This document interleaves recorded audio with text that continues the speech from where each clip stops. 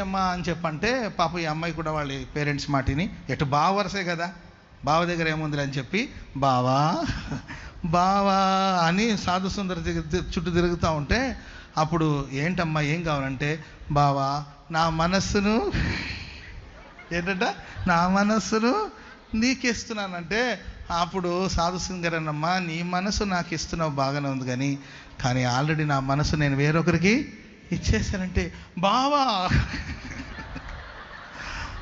నేను కాకుండా ఇంకెవరున్నారు బావా అంటే వేరొకరు ఉన్నారులేమో అన్నాడంట.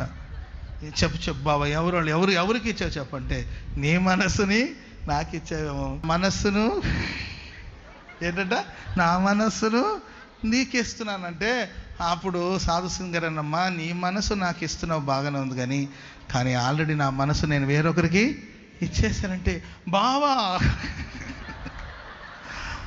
నేను కాకుండా ఇంకెవరున్నారు బావ అంటే వేరొకరు ఉన్నారులేమో అన్నాడంట.